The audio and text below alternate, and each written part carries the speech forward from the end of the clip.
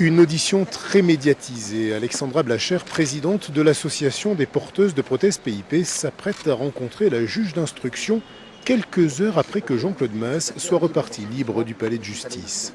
Il y a longtemps déjà qu'il aurait dû être placé en détention provisoire parce qu'on estime que, effectivement, lui, il est libre d'aller et venir, il est libre de cracher au visage des victimes quand il fait ses déclarations et on trouve ça aberrant.